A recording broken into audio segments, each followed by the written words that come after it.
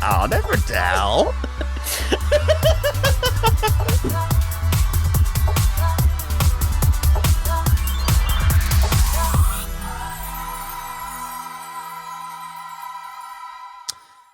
Hello, everybody. I am Will. And I'm Rachel. And this is So I'm Watching The Real Housewives of Beverly Hills, Season 11, Episode 22, The Reunion, Part 2. I don't think this is going to be a long conversation of ours. Nothing really happened. This was definitely a filler episode. You think so? I thought so. Well, the only really meaty stuff is Erika. We got to second round of firing squad. Yeah, we got to ask Erika questions. I thought she did a good job of answering them. I agree. I agree. And I know I apparently in a very small camp. Go ahead. I was gonna say, for context, do we want to say that you are a divorcee? Well, yeah, no, I'm fully prepared. So here's the thing about it. Here's why I'm frustrated, why so many people are like, I don't believe her. I myself feel a lot of empathy towards her because I myself, as you stated, am a divorcee, but I've also been wildly bamboozled twice by these men, and I did not know how bad it was until after things were done. I'm not going to go into super big detail, but shit is fucked. And my marriage, definitely had a power imbalance, and I sold that relationship like it was a lot different than what it actually was. So when I started calling people and telling them what was happening, everyone had the rug pulled out from under them. Would you agree? Everyone was very confused. We talked a lot, and I don't think this is sharing too much. No, it's fine. But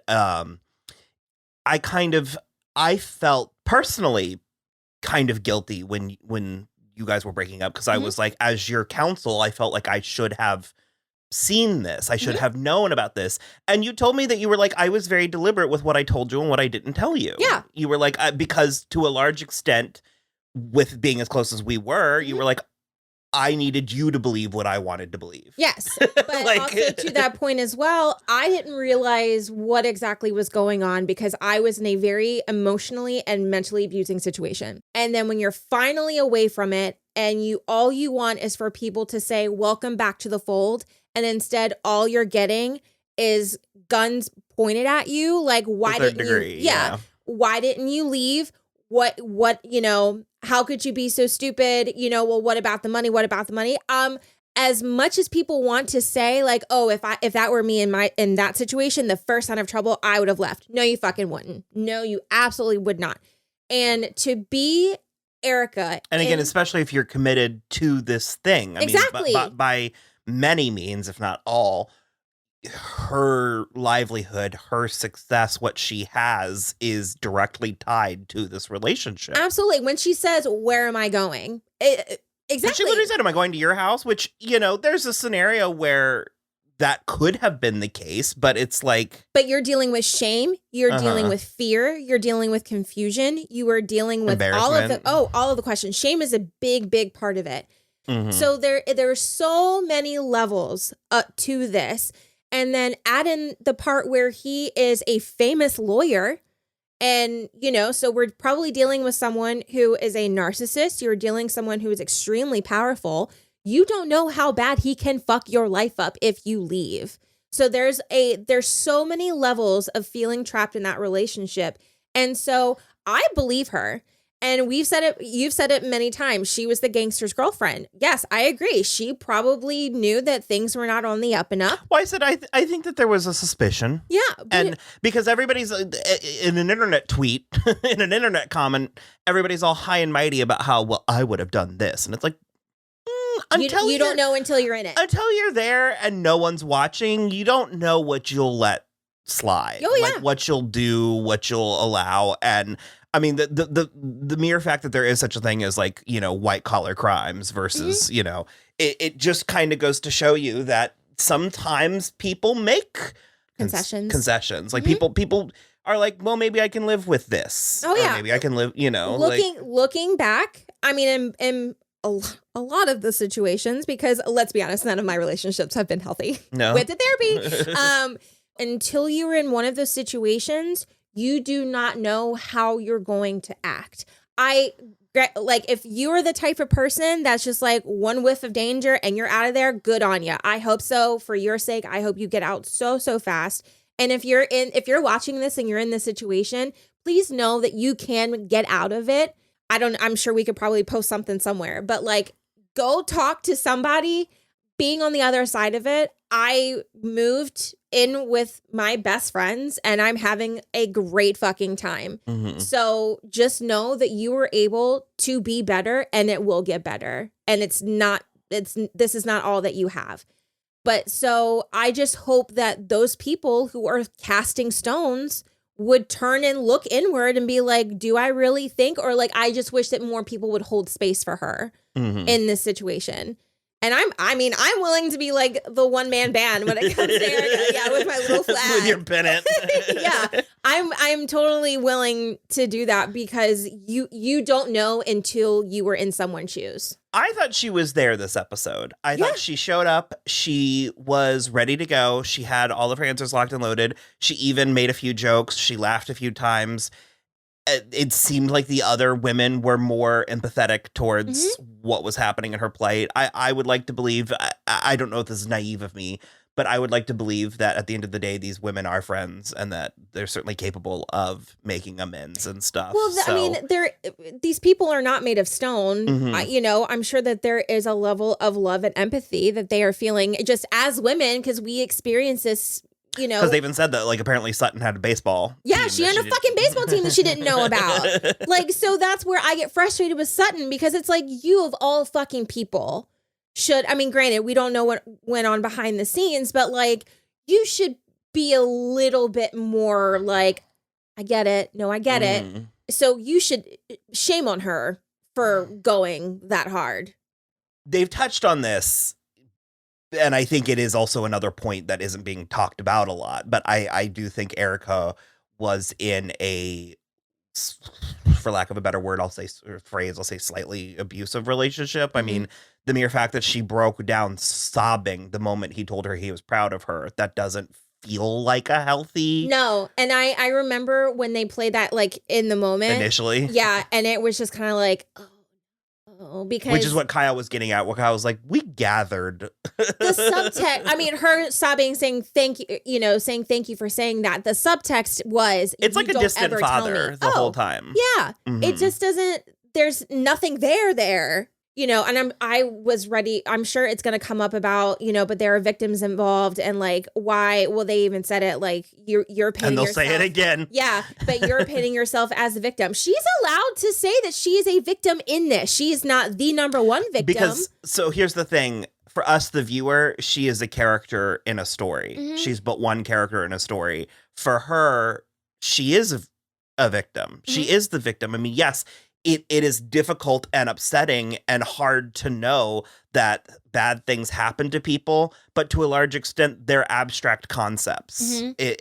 And she might not be in a place where she can unpack that trauma. Right. Yeah, and never mind the fact that this is all still very ongoing litigation and stuff. Yeah. And then when she says that I need to focus on me, I need to survive, she is absolutely correct. She is in survival mode right now because she, And that's what I meant where I think she broke that down a time or two in this episode. It felt more, I mentioned I was watching season 9 and she felt like there were moments in this edit where it felt like there was a light at the end of the tunnel. Yeah. And so there are, of course, there are just many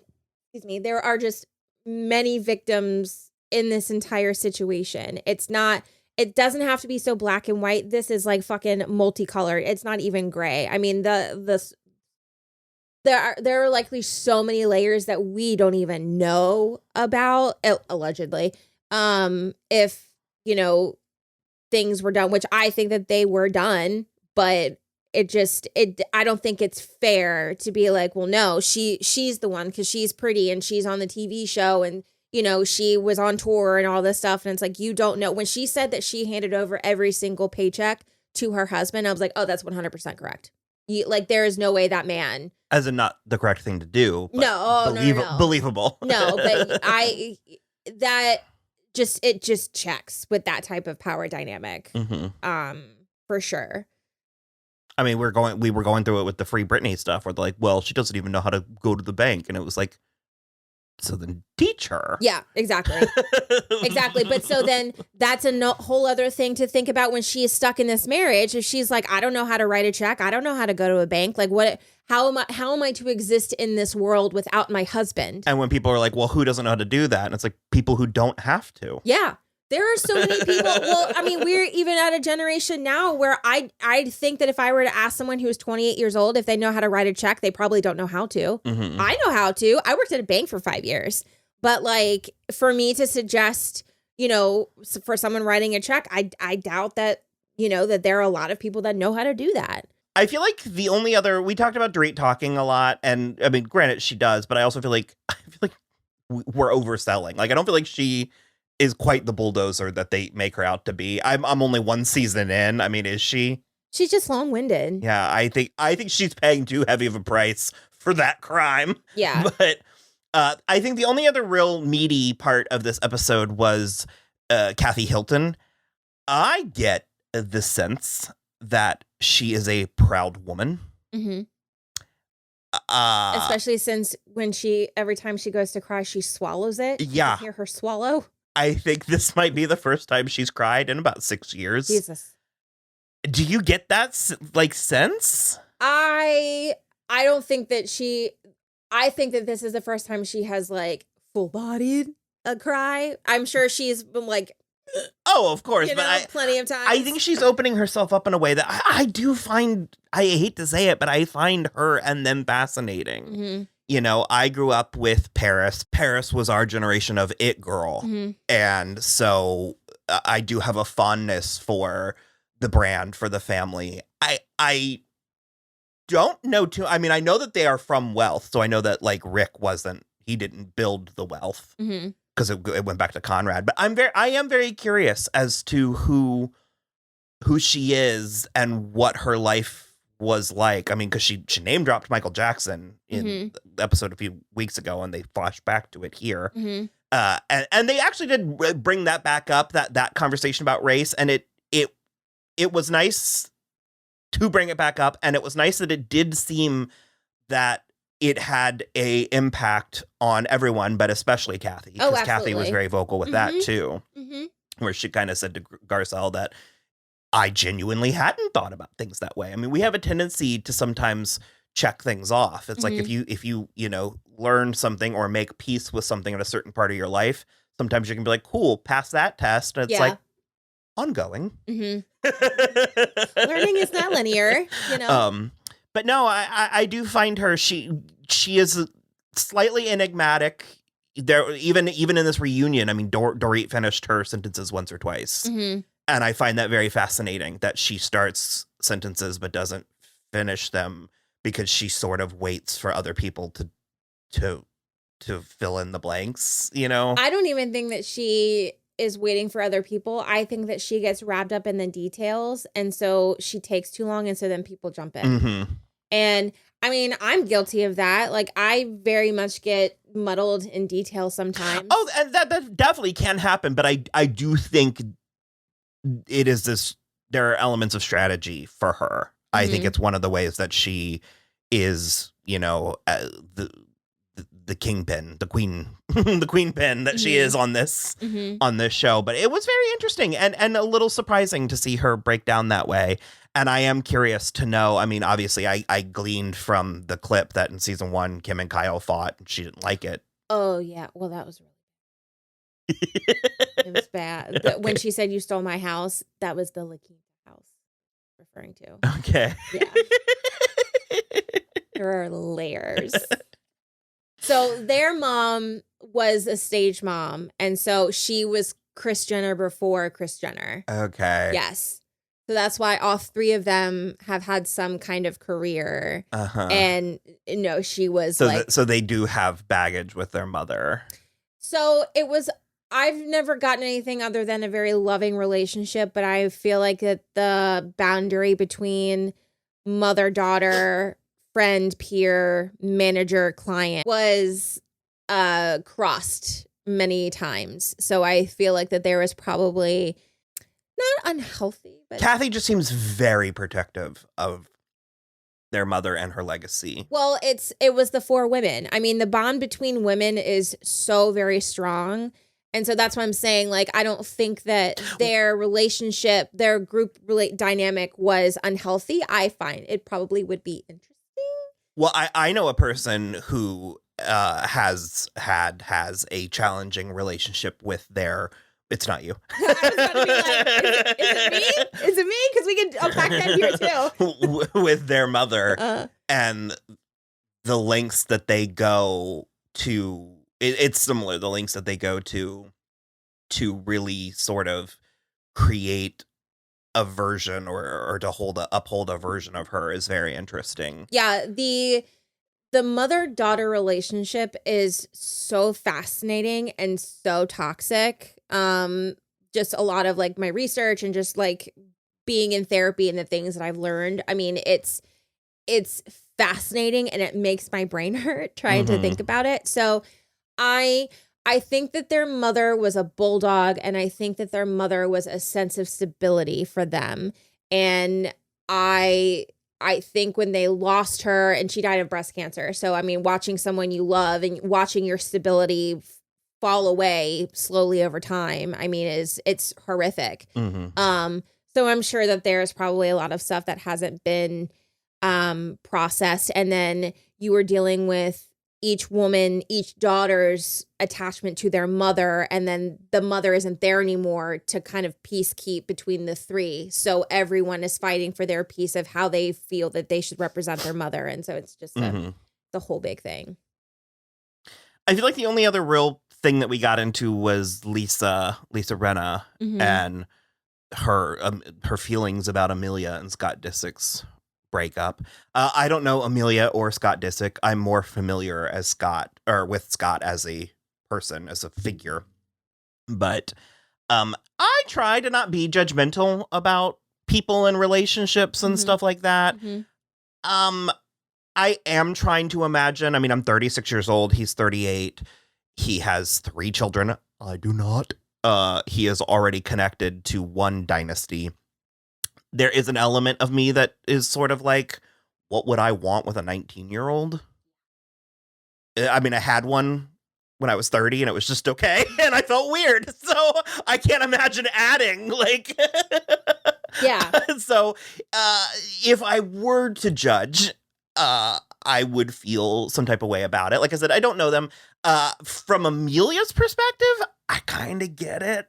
Yeah, but I think I always kind of liked Scott. I mean, he's so smarmy in this, like, I mean, TBH as a 35-year-old, and I'm dating. No, I'm not. Who am I kidding? You're open to? I'm open to. I haven't been on a date in a year. I don't know. I'd have to really seriously think if a man came forward and he was like, I have 3 kids. I'd be like, man. And which is like, because my dad was dating with 3 kids. So like, I should, feel okay. But like, but also I have 3 kids. They're Kardashian Jenners. Like what's that nanny situation like? Well, yeah, that's almost a plus, but yeah. I don't know. So actually, this is a weird tangent, but one of my favorite, I have a folder of like my favorite photographs, but one of my favorite photographs of all time is a picture that Kendall took of herself in a dressing room. And she's like wearing a dress and it has a slit and she has her like leg up and she's like taking a picture and Scott's in the dressing room with her for some reason. And he's like in the background and it's a little bit lurky and I think it's really sexy. So I'm just saying, I don't not get it. I don't know. But it does appear they broke up. It appears Lisa's fine with that. I think everyone's fine with that. So, I don't know. You got to be 21. I mean, you were into the Lannister situation, so. He's not related to Kendall. I know. Okay. But like, when you're talking about, like, he was in the in the dressing room. I don't know. It's just more the inappropriateness that she's his like wife's half sister. Yeah, so they're kind of related. And it's the inappropriateness of it that I found kind of. I'll never tell. So, anyways, chosen people right here. Crystal's still kind of afraid of her housekeeper. She didn't show her the dress. Yeah. Look, I love Crystal. She was arguably my favorite one on the show. She's not very useful for a reunion.